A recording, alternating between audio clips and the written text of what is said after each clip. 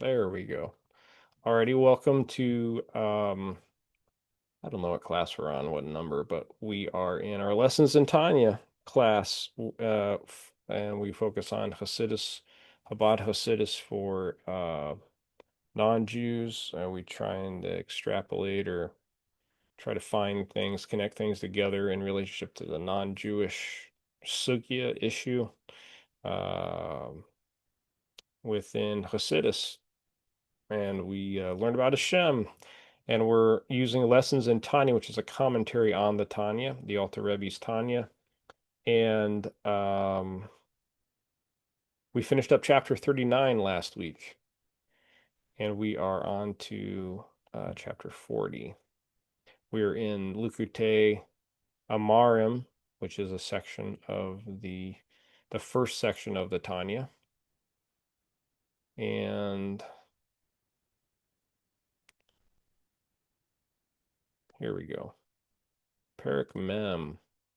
In chapter 39, the Alter Rebbe explained that the ascent of one's Torah and mitzvahs is commensurate with the level of kavana that one invests in study and performance.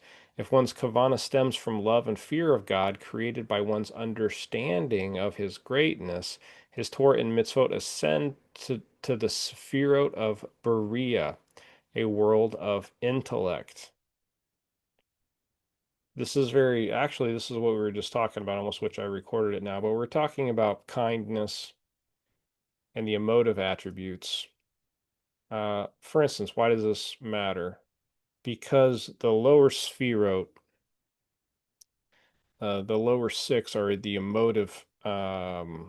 There's seven, but the lowest is Malchut, but the six that are above that or in that are emotive attributes. Also called the panimi of Zeir Anpin, which is they comprise what is called Zeir Anpin, the lower countenance. Um, so the deepest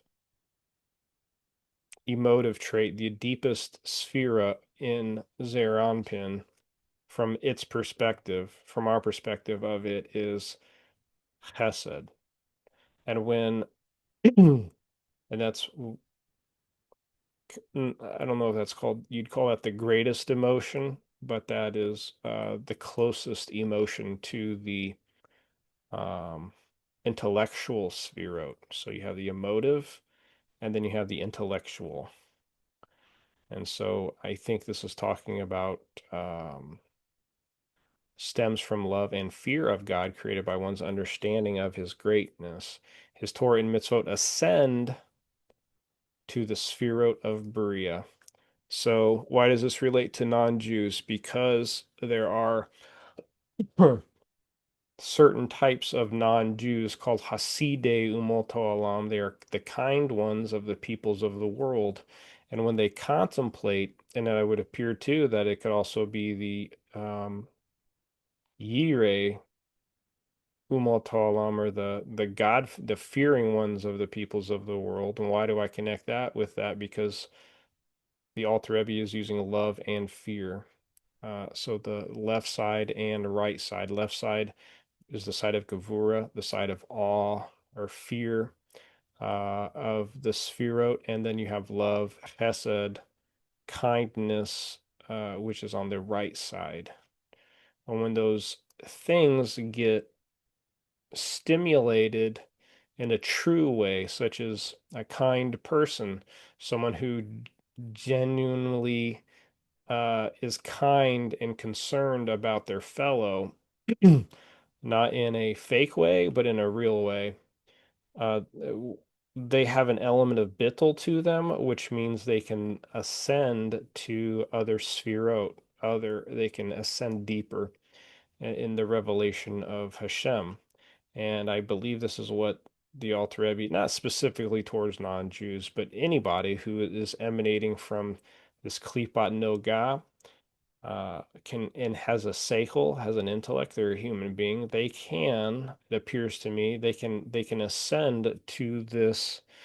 from the stimulation of below, where they have stimulated the emotive attributes, and through an element of bittul, which is like a, I don't know if self-nullifications. Bittul is a hard word to translate. They have a consciousness of self, and then they set aside their will for the will of Hashem, even though they might not know Hashem yet, but they're setting something aside. They're saying, what do you want me to do? What is there? There's a higher creator and there's a higher-ness that I want to connect with. That would be a process of the Hasidei Umoto Olam. They are in a state of potentiality. And so they start to engage their intellect in this world of the intellect. Um, if one's kavana stems from natural love and fear, as Torah and mitzvot ascend to the spherot of Yetzira, a world of emotion. If, however, one's study and observance are not lishma for its own sake, because he feels no love or fear of God, his Torah and mitzvot cannot ascend at all to stand before God by being absorbed in the sphirot. This is true even where his observance is not strictly shelo nishma, not for the sake for its own sake, i.e., for selfish motive. But even where he acts out of habit, in the case of Torah study by rote, however, the Torah ascends before God when he reviews the subject lishma, joining to his present study. I would surmise that this would apply to non-Jews as well. Why? Because even in a non-Jew, as many of you probably know about yourselves, it's not for naught that you studied the Tanakh before you had to leave the physicality of Avodah Zarah. Once you do teshuva in your own way that you should be going toward Hashem, those things that you were studying can be turned into merits, i.e., you use them now for good purposes. And it's not like you forgot the book of Isaiah, for instance, but now you understand, and now you can put them in their proper place, which is teshuva. Now you're putting your soul in its proper place. And even though you don't have probably the full umph, so to speak, as a Yisrael taking on all their mitzvot, nonetheless, you are still going through this process of ascension where you're coming out of the, if you're studying Torah, that is, where you're coming out of the emotive attributes, you're asking Chokhmah, what is this? What is this? These are intellectual faculty you're now using and engaging your intellectual faculties. It's probably something many of you done your most of your life. What does Hashem want me to do? Even if you didn't call Hashem Hashem, what does God want me to do in his concealed state from you? And then you started to work on this revelation, right? So when you start to study Torah, particularly the Pinimiyu, the inner aspects of Torah, you are getting into these revelations. And it appears to me this is the same process that is for non-Jews. Even though the Alter Rebbe is talking about Yisrael, um, and he would probably get in trouble talking about them for non-Jews in the context of where he lived at the time. He would probably be jailed because he would be the Orthodox Church would have considered him because he lived in, I think, Russia at this time. They would have considered him to be like trying to convert people to Judaism or whatever. So, but this is the process of Adam. This is the process for anyone who is made in the image of Ha-Adam. So that to me applies to anyone who asks, what does God want me to do? What is my mission here? And it's stated, I forget which rabbi, hmm. But that is a definition of uh, man. You have a seichel, you have an intellect, and you have that element of bittul to say, what do you want me to do, God? What does Hashem want me to do? And it takes bittul to get to this. You can't do this without bittul. You can't do this with that element of setting aside your will for the will of Hashem. But as long as he does not review this subject to Lishma, his study does not ascend even to the 10 spheros, which radiate in the worlds of Yetzira and Asiya. So the worlds of formation and the worlds of Asiya, the world of action. Not to mention the Sphirot of Bria, which is higher, the world of creation. Yetzira is more of the emotive world. It's the world of the emotive attributes generally. The Berea is the world of the intellectual attributes, and the world of Asiya is the world of action, usually associated with Malchut. So it's usually Malchut, Ruach, or the emotive attributes, which is Zeir Anpin, the six emotive attributes of the Sphirot, and then you have the Bria, which is the intellectual upper three attributes. Um, For the Sphirot are a level of godliness, and the blessed Ein Sof light, the Or Ein Sof, is clothed within them and is united with them. And therefore, were this person's Torah to ascend into the Sphirot, it would actually ascend to the Ein Sof light.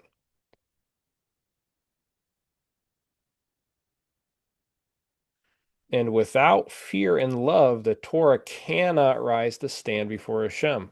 Remember, he says that the fear and love are the wings. Do you guys remember that years ago? Well, it might have been almost a year ago. But how the emotive attributes are what we use to ascend. So um, that is very cool. And without fear and love, the Torah cannot rise to stand before God, the Ein Sof light, as is written in the Tikkun Zohar. So it appears to me like when you're going through these worlds, you are using the tools of the world to reveal godliness and to, from our perspective, get closer to Him. But it's really a revelation because Hashem ultimately is everywhere. And it's using it's kind of like going to a job site and you have to make something and they have the tools in that job site. And those are the tools that you use in that world to build whatever it is that you need to build. And so in the world of Asiya, you're going to be doing these physical things using our three garments and thought, speech, and deed, and you're going to be doing godly things in that structure in the world of Asiya. So the physical things. Asiya means to world of action. Okay, Yetzira, you're going to be using your emotive attributes. Those are the tools. Those are the things of Yetzira.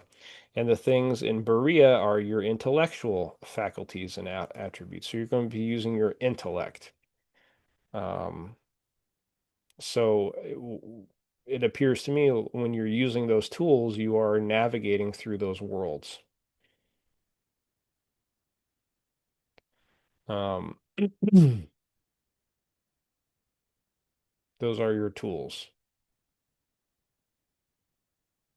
Instead, his Torah study rises to the chambers, the Hecholot, and abodes of Yetzirah and Yesir, which are the externality of the world. So, in other words, it's the stuff, it's the tools and the externalities that you will use. Okay. Um, it's like you enter like it's like a video game or something. You go to the next level and you have tools around you, and you got to figure out how am I going to get to the next level using the tools that are in this room. Instead, his Torah study rises to the chambers and abodes of Yetzirah and Asiya, which are the externality of the worlds. Hitzoniut ha'olmot, ha'olot, ha'olamot. The externalities. Juxtapose the hitsonim with the panimi, the inner the you have the hitsoni and you have the panimi, the inner attributes or the inner aspects and the outer aspects. So that's the bifurcation. That's the duality as things get splintered off from in this world in these worlds. So the hitsonim are the externalities. I believe the angels and the like are in the externalities of these worlds. Oh, well, okay, he says it right there. The Sephirot are the internal aspect of each world. So you have the internalities, you have the Panimiyut, i.e., its divine creative power. The chambers constitute the created world itself. So that's the box. The chambers is the box. It's the domain of what it is. And then you have uh, the hitsonim, the outside forces within that domain, and then you have the panim, the panemius, the inner aspects. And these are where okay, so the externalities are where the angels are situated. But this is the thing, even though they're hitsonim, even though the exterior forces, they're doing what they are meant to do. So like, for instance, unkosher animals, and Russell brought up a good point last week or the week before. Animals are like representations of angels here in this world. They're doing basically what they need to be doing, even though they're from the hitsonim, the externalities, the external forces. They're doing what they're supposed to be doing, and they're not really thinking about it. They don't quite have a full free will.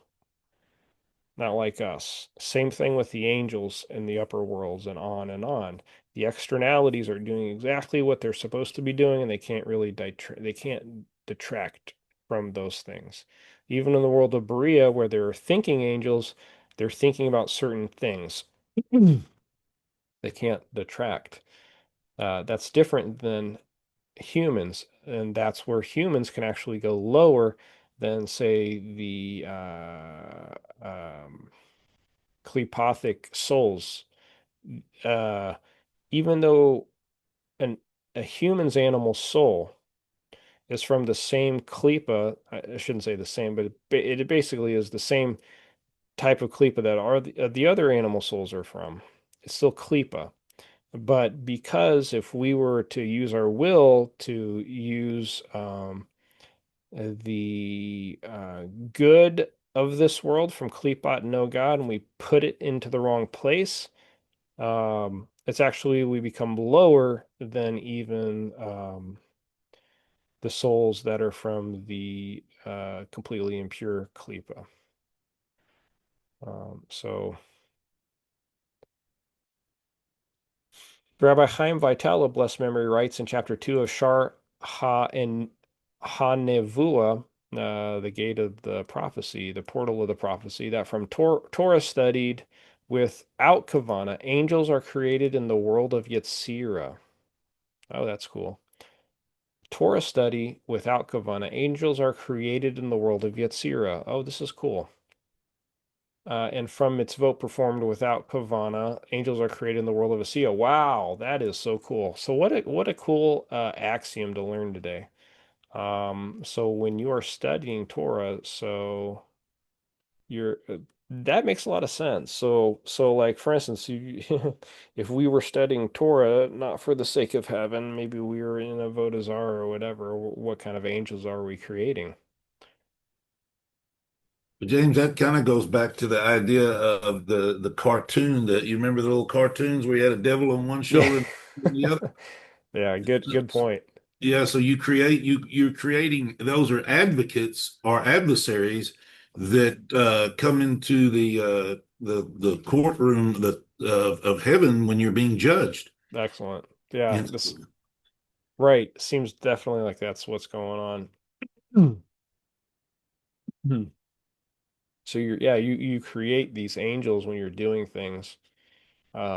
Very, very interesting. I'm sure there's a lot more literature on that in depth, but I mean, we can kind of make deductions. This indicates that the Torah and Mitzvot without Kavana are not absorbed in the spheros, but rise only to the level of angels, who are created beings and are thus on the level of the externality of the worlds. So basically, you're keeping things in the domain that you've made them in. This is crazy. It's not crazy. It actually makes perfect sense. Uh, so there is spiritual forces and battles going on when people are doing things with the Torah, for instance, or doing mitzvahs from the Torah. Like this is really so. How do we make things ascend? We have to have the proper kavana and probably other things too. Um, yeah. Why do I say other things? Because if you're not doing all the negative mitzvahs, if you're can things ascend if you're not doing the don'ts. Um, Things that are isser forbidden. The word isser means like tied. Things are still tied down, so they can't ascend. In other words, think of it like a hot air balloon. Uh, you have those ropes. Have you ever seen like a hot air balloon take off? They usually have weights, sand, bags of sand, and they have ropes all around, and then they pump it full of hot air. Those would be like the positive mitzvahs. Things are wanting to rise and ascend. But then you have the negative mitzvahs that are keeping you down, that are tied to the klipothic forces, so to speak. They're tied to the earth, and you have to remove those isurim. You have to so that you can elevate. So, yeah, I don't know. I don't know how to answer that in the non-Jewish realm of things. For the Yisrael, it'd be very easy. Well, the Yisrael keeps the mitzvahs, so it's going to allow it to ascend. Excuse me. Um, I'd have to think more about this. Uh, Actually, I would still say it's still possible to some extent. Why? Because Hasidei Emot Olam and Torah study. Um, you can still study Torah. Um, you can still pray and you can still do tzedakah. And those seem to be the three big things that the Rebbe points out. So I would still think there's some kind of merit going on with at least those three mitzvahs, even though they're not tied to the seven, even though there are many non-Jews that don't go beyond the seven and definitely don't do the 613. But I'm not going to get into, oh, well, nobody does the 613. I'm not talking about that, but that's kind of what the Rebbe's point is. The Alter Rebbe's point is like, well, not everybody does 613. You can do it through Torah study, tefillah. Those are the three garments that we've talked about many times, that the Alter Rebbe's talked about many times. My point is, it's kind of like, is keep it in the back of your mind. Let's keep it on the back burner here. Um, so we want to do things lishma. Perhaps the meaning of without kavana is that one recites words of Torah or performed a mitzvah in a mechanical manner without involving his thought at all. Accordingly, we might say that only such a lowly level of observance is incapable of rising any higher than that level of angels. Maybe he's answering a question here. Whereas Torah and mitzvot lacking only the quality of lishma may indeed, we might argue, rise to be absorbed in the sphirot. To forestall such an argument, the Alter Rebbe adds to Rabbi Chaim Vital's words. Now, all angels are possessed of matter and form. This is interesting. Of matter and form. What does this mean? I would say form. I would agree with that, but of matter?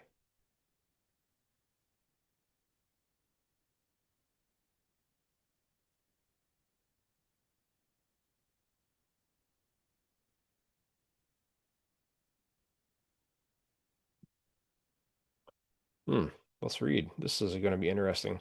Similarly, with angels created of Torah and mitzvot, the angel's matter is formed by the matter of Torah and mitzvot, and their form by the form of Torah and mitzvot. Hmm. Thus, any mitzvah which an angel is created must consist of more than mere mechanical action, which is the matter of a mitzvah. It must also contain some thought, such as an understanding of the words of Torah that one recites at the realization or the realization that he is performing a mitzvah, and this thought is the form of the mitzvah. I think he's referring to the world of Yetzirah here, like Kavana, the motive attributes, getting your being involved with the actual mitzvah.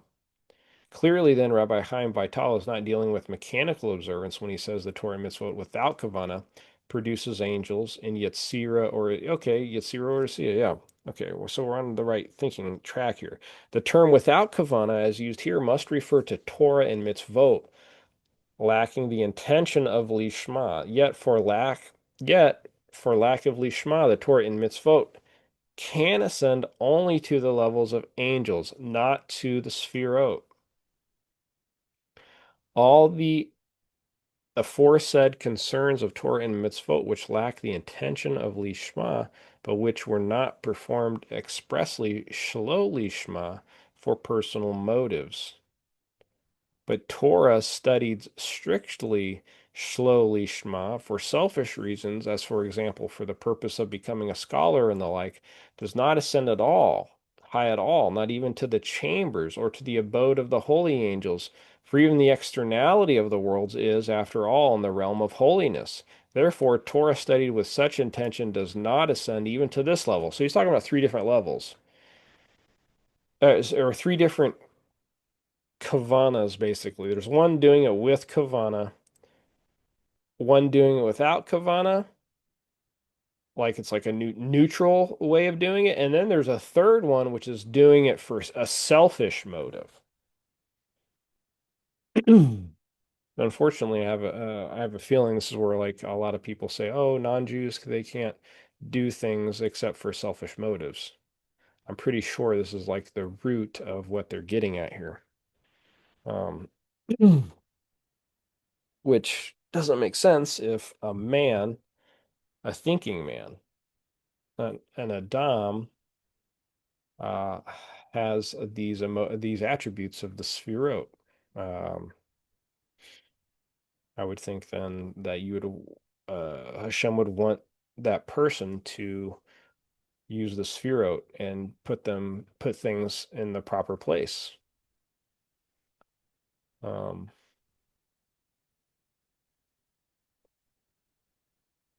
so it basically is like, are you a man or not? Do you want to do the will of Hashem? Are you asking Hashem what he wants you to do? But Torah studied strictly slowly Shema for selfish reasons. Oh wait, we already read this. Okay, so those don't even extend to the externalities of the worlds. I'm assuming those are just in the realms of Klipa, but remained instead below in the physical world, which is the abode of the Klipot. Since the selfish motive stems from Klipa, the Torah study that it elicits remains in the abode of Klipa. Totally logical. Uh, so this is the Emoto Alam. They do things for selfish motives. You cannot ascend if you're doing things for selfish motives. If you're doing things for the sake of this world, if you're worshiping the things of this world, you can't ascend those things in that manner. Note Zohar, Part 3, page 31b and 121b, where it is similarly written that spoken word ascends on high and pierces the heavens and evokes what it evokes. If the word is good, a word of Torah or the like, it evokes good. So that would be measure for measure, I would think. Note there, and also on page 105a, from a word of Torah, a voice is formed which rises. Um,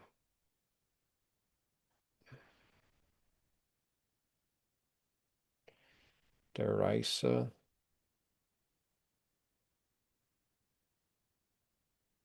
Hmm. And on page 168b, the voices of Torah and prayer ascend on high and pierce the heavens. So it takes the bullet train of the Sefirot all the way up. It takes, it takes the King's Highway. All three passages from the Zohar indicate that words of Torah ascend on high and rending the heavens. It is similarly written in the Zohar, commenting on the verse, "What profit has a man of all his toil that he labors under the sun?" Our sages point out that only man's labor under the sun, i.e., toil in mundane matters, does not realize any profit. The labor of Torah, however, is above the sun and does not indeed profit a man. The Zohar, though, stipulates. Even with the toil of Torah, if one does it for his own glory, it belongs to the category of labor under the sun, and there is no profit in it. Makes sense. This is also the meaning of the saying of our sages, "Happy is he who arrives here on high with his Torah study in his hand." Very cool. So that adds a pretty cool,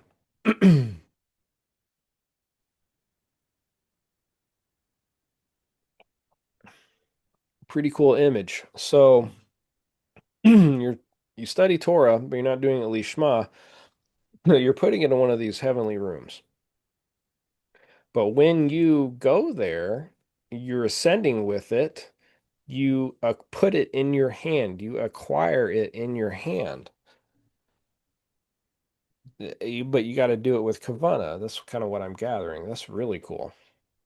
So you can't meet your work until you have the kavana. Um, that's really cool. Those Pesachim 50a, meaning that his Torah study did not remain below in this world. The saying thus means, "Happy is he who studies Torah lishma, so that his Torah study ascends on high. Had he not studied Torah lishma, his Torah would not be with him in his hand when his soul ascends, but would have remained in this world." Okay, excellent. It has been demonstrated above that Torah studied out of habit without personal motive, yet lacking any intention of lishma, cannot ascend on high to be absorbed into the sefirot. The Alter Rebbe now proceeds to explain why this is so. The difficulty. The Torah and God are altogether one, for the Torah is God's will. Thus, the Torah is higher even than the Sefirot, just as God's will transcends the Sefirot. Why then does the Torah need one's kavana to elevate it to the Sefirot? Although the Torah and the Holy One, blessed be He, are altogether one, for He and His will are one, and the Torah represents His will, nevertheless the Torah will not ascend on high without kavana. Uh, the reason presently stated in brief, the words of Torah that one speaks are physical, as are all things in this material world. True, they are holy words. The divine life force within them is not concealed and veiled as it is in other material beings. Yet, being physical, the words of Torah share with all physical existence a divine life force that is greatly contracted and limited. Therefore, they cannot ascend to the godly sefirot unless they are impelled by kavana, i.e., a spiritual intention generated by love and fear of God, which elevates the words of Torah and cause the divine will to be revealed in them in the Alter Rebbe's words. So he's literally giving us, this is really cool about Hasidus. He's giving us practical things that we can do with our being to ascend through these different worlds. And very few things I've ever read in Torah that connects all the dots like that. Usually, You know, you read Sod, you read the secrets, it's just the secret stuff. You read Peshat, it's just the Peshat. Rarely, though, do you see things connecting all the dots.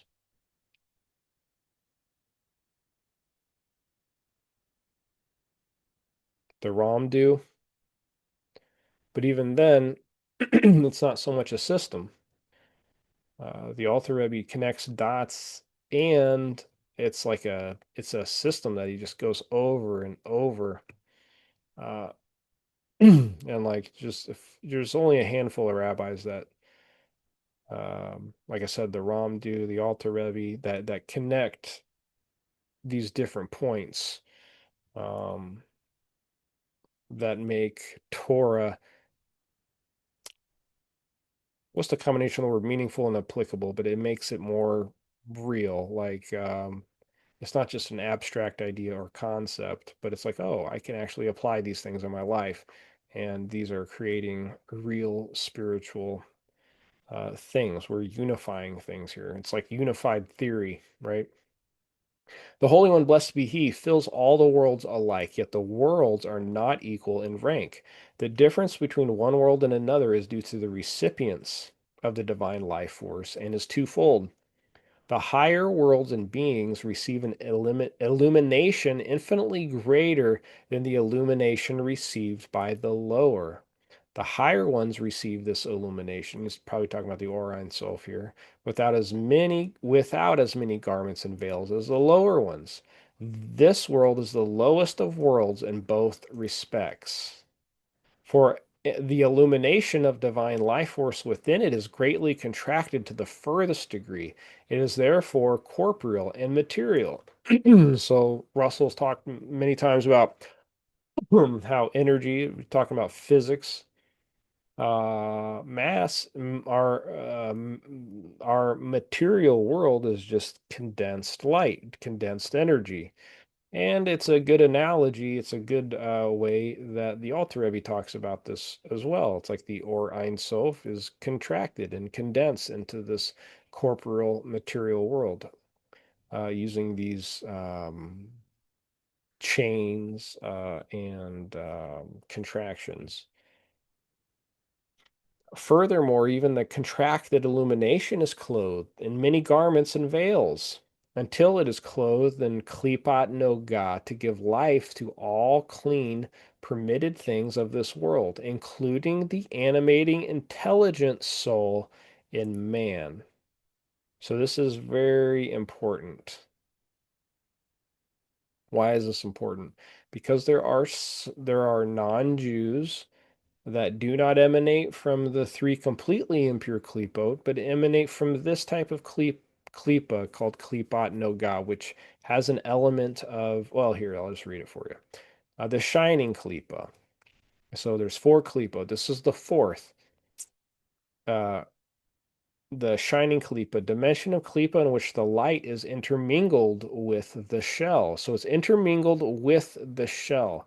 It differs from other klipot in that its spiritual potential, the brightness within it, can be redeemed by man's constructive intent while making use of the physicality in which it is vested. This is very important for the non-Jew to understand. One, if we understand klipat noga, it helps eliminate anti-Semitism because klipat noga is misunderstood. It's things about it are mistranslated, and even rabbis have translated things regarding non-Jews wrong, and it creates anti-Semitism because ignorant non-Jew, which 99% of people don't know Hebrew, when the non-Jew, when they open these books up and they think, oh, see, this rabbi translated as Gentiles. All non-Jews are unclean and they are impure. What this is saying, though, is a fourth klipa called klipat noga, and it's well known in Hasidus that Hasidei Motolam, they're kind ones of the non-Jews. They're non-Jews who emanate from this same klipa, klipat noga, just like a Yisrael animal soul does. So this is very, very important. Um, and the Alter Rebbe is hinting at what I was talking about earlier, which is the Hasidei Umot Ha'olam. They emanate from this Klipat Noga. Hasidei Umot Ha'olam, the kind ones of the peoples of the world. When they do kindness and they have that element of bittul, which is the highest sphere of the emotive attributes, it it unites with um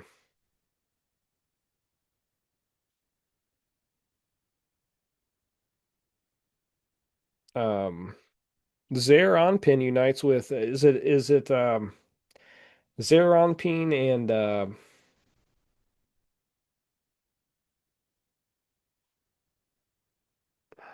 help me out, Russell. Is it Arikanpin? Thank you. You got it? Okay. Sometimes I just need to talk to somebody and act like I'm the receiver, and then I get it. Even though you didn't talk, you know what I mean? Even though it's yourself. So that's Exactly. I appreciate it. So thank you for the support. No, Arikon Pin went okay, so Arikon Pin, he is the face, the aspect of Hashem that is the intellectual attributes of Hashem. And we talk about it as uh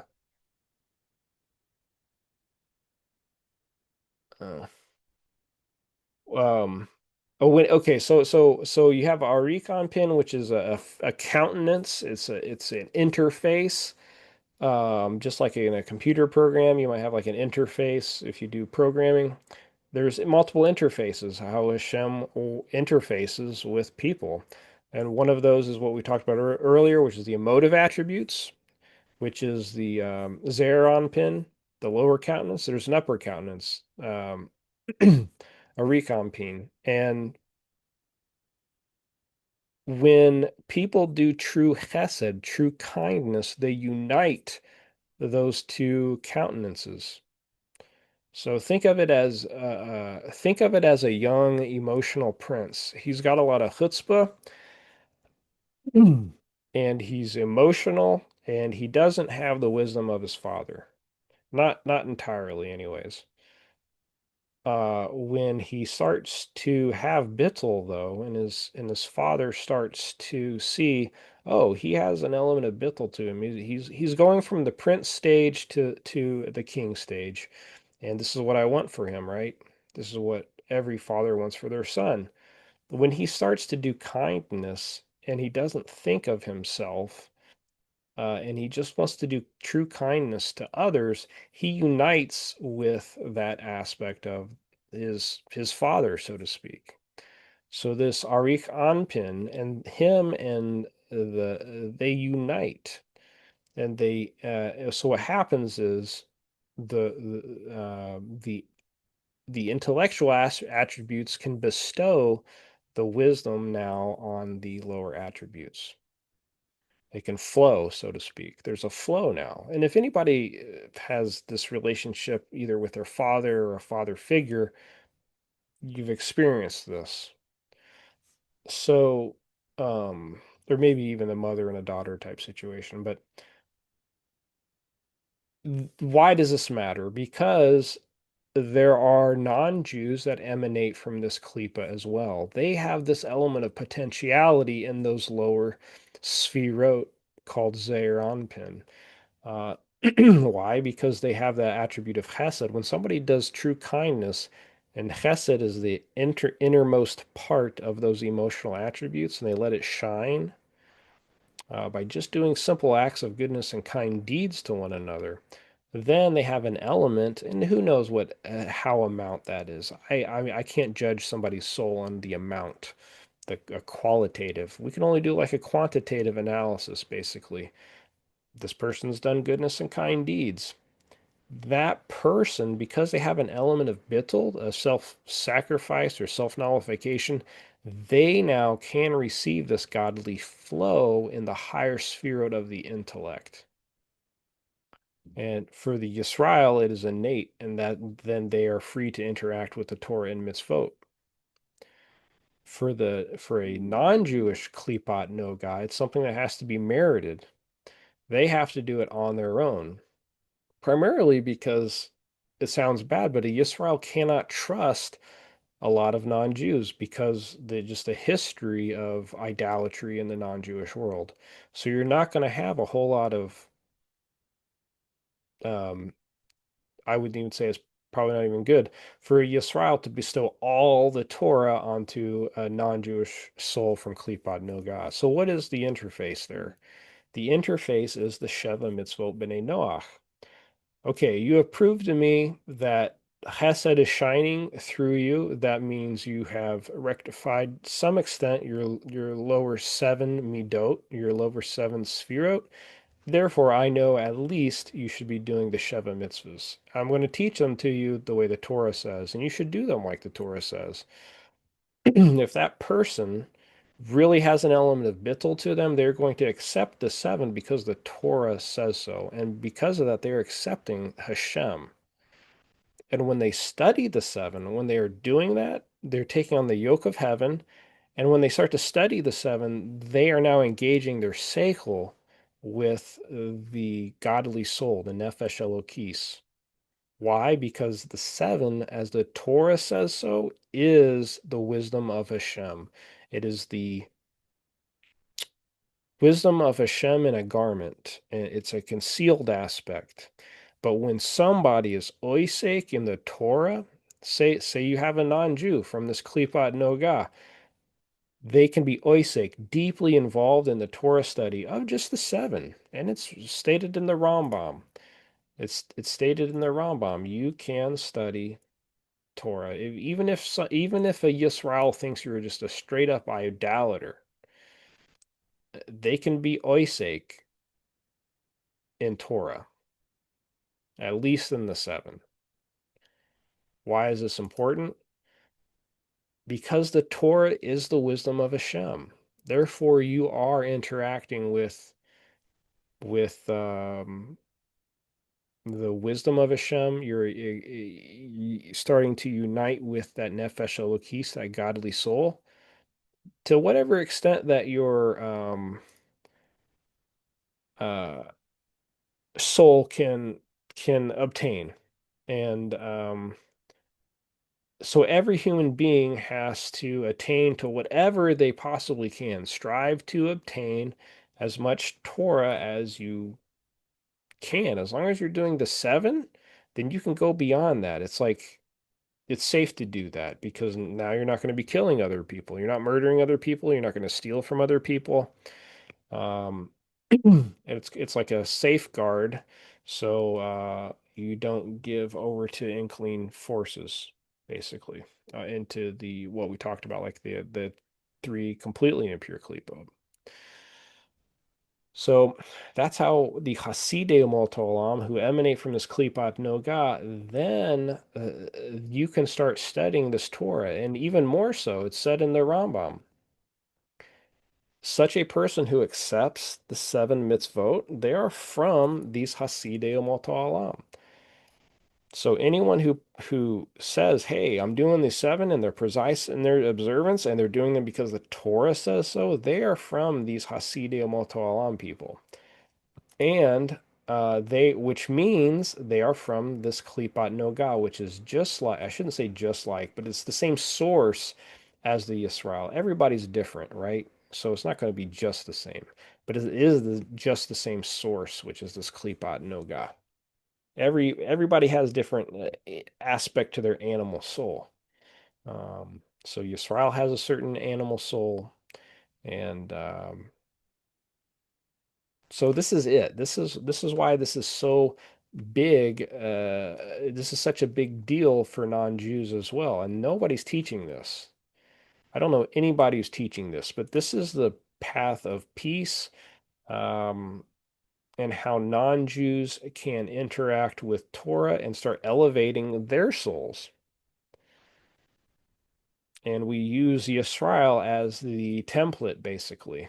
That kind of is one of Yisrael's main functions, is to be a light or lagoyim, a light to the nations. Why? So they can walk in this path. The Yisrael is like the firstborn. They are the Navy SEALs, like the first to land type thing, and they've done all the demolition work, and we just need to land the ground forces and storm the beach, which is interesting because you've been in Mike's class, in his Ramdu class.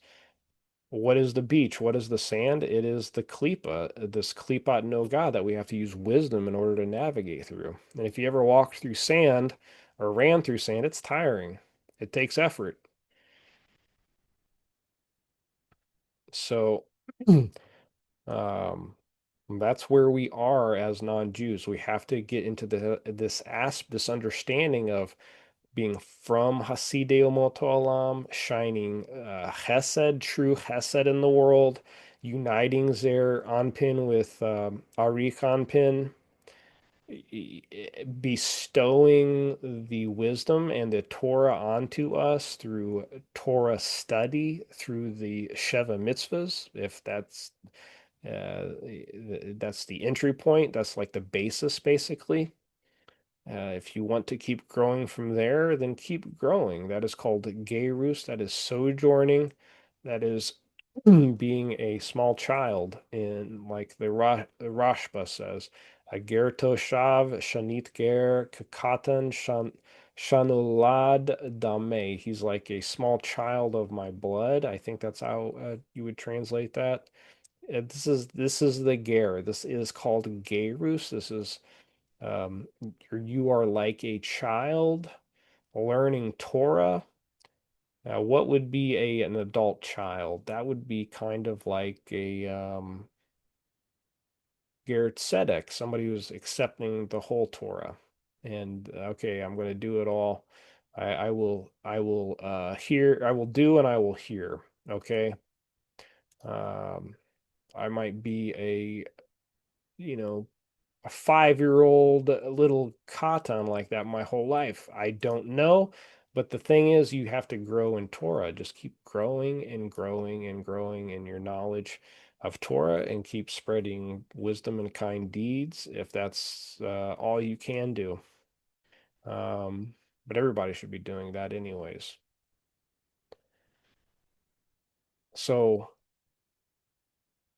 this Or Ein Sof is enclosed in the Klipat Noga to give life to all clean permitted things of this world, including the Hasidei Umotam, including the souls of the Hasidei Umotam. Okay? It should be noted that among the nations of the world, among the Umotolam, there are also to be found those whose souls are derived from Klipat Noga, called the Hasidei Umotolam, the kind ones of the peoples of the world. These righteous individuals are benevolent not out of selfish motives, but out of a genuine concern for their fellow. That's Hasidei Umotolam. This is not accepting the seven. This is not Torah related at all. This is people who are doing true kindness um, out of, they think that's what Hashem wants. They might even not call Hashem Hashem. They just see things through the Noga. They see Hashem through the Noga. Okay. Now, such a person is ready to receive the Torah, but they were not there. They were not there at Har Sinai. They wanted to be there, but they were under duress from the nations. That's why teaching the seven, teaching Hasidus is so important to spread the Sheva Mitzvot B'nai Noach, the seven laws to everybody, and to teach Hasidus properly to everybody. So you can reach out to these souls that are from the Klipot Noga. Oh, we're home. Oh, we're home. We're finally home. This is Geula. This is what Geula looks like. This is the redemption.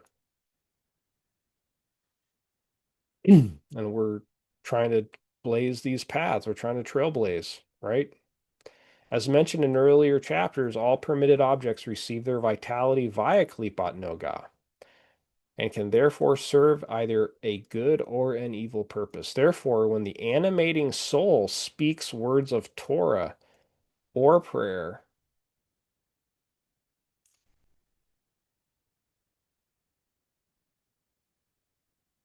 without kavana, the concealment characteristic of this world is absent.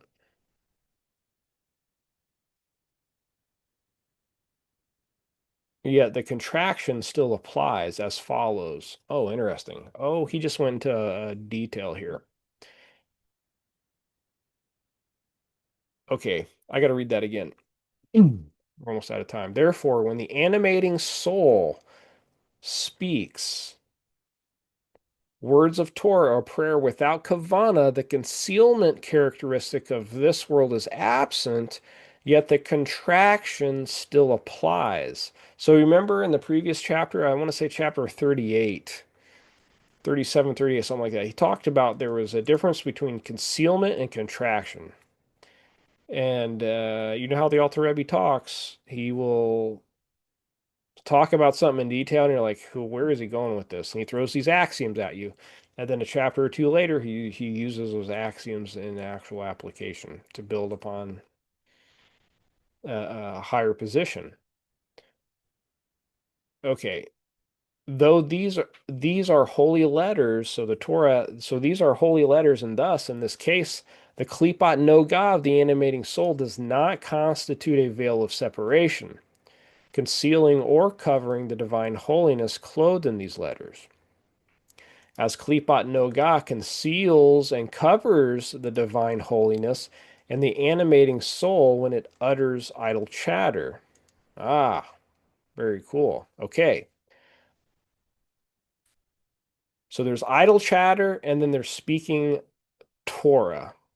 And then they're speaking Torah without kavana, which is what he's talking about here.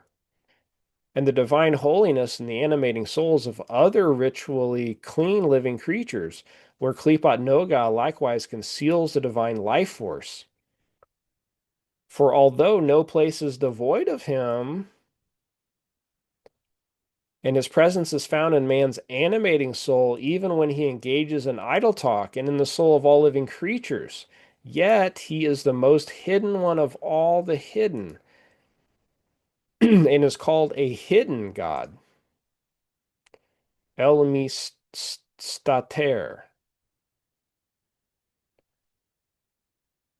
probably from Nishtar.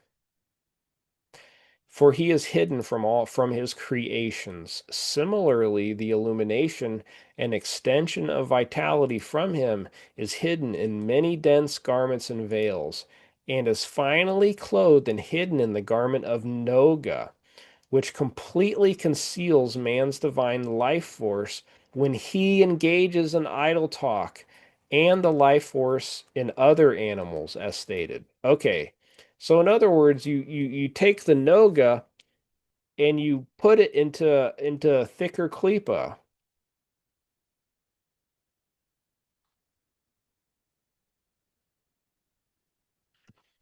or maybe not. Maybe I misspoke. Yeah, idle talk, I would think, is not Noga, but it could. I don't know. I think he's just talking about the words, the letters. Okay.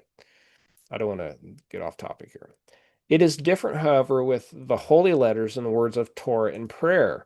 Here, not only does Klipot Noga not obscure godliness, but on the contrary, Klipot Noga is transformed to good and is absorbed into this holiness as explained above. Thus, the second of the two aforementioned traits that make this world the lowest of worlds, namely the complete concealment of divine life force in the garment of Klipot Noga, is absent in worlds of Torah and prayer. But the first trait, the Alter Rebbe will now state, is present even in these holy words. They are physical, and as are all things of this world, so that the contraction of divine life force that characterizes physical matter in general applies to these words as well.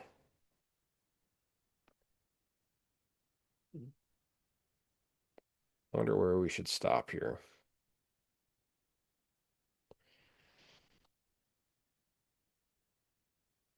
I feel like we went over a little bit. We started to go into like a new topic, slightly a new mindset. I think we need to stop. I think maybe we'll just go over this a little bit next time just to refresh. But I have a feeling we're going to get into a lot more than what we want to. We're going to bite off more than we can chew tonight, I think. Alrighty, well, I know this is me. I hope I wasn't going too fast for everybody, but this is really deep stuff. We were cruising along the last couple of weeks. It was kind of hard actually getting through. I don't know if boring is the right word, but all these axioms and I couldn't connect everything, you know. Now we're starting to apply those axioms and it's really starting to clear up a lot of things about the Klipot no Ga, how certain well, the Klipot no Gaz, that's where the animal souls of Yisrael comes from, and that's where the animal souls of Hasidim Otolam come from. So this applies to a lot of non-Jews as well, it's just not Jews. Um, how does it exactly interact? I don't exactly know, but I it's this is the path. So this is awesome. Well, guys, thanks for being here tonight. I appreciate it, and I don't know. Does anybody have any questions or anything they want to talk about, or it was a lot. Wouldn't be surprised if you guys are kind of Well, I kind of have a question. Is yes, when you talk about the idle talk, anything like likened or part of Lashon Hara? yeah, definitely Lashon Hara can't be. I don't think like that's. I would think that's definitely a no-no. Um, Now he did talk about something that kind of I don't know if I can connect this, and I don't know if you can appreciate this, but it kind of reminds me of what he was talking about when it comes to the science, like studying science for Torah. Do you remember that? Like this was months and months ago. But he was talking about speaking like words about science, like learning about the sciences of the world. He says it's permitted if you do it for the sake of heaven. Um, so I don't know exactly what he means about idle talk here. I don't think he's talking about Lashon Hara, which I think would be actually Mm. completely forbidden.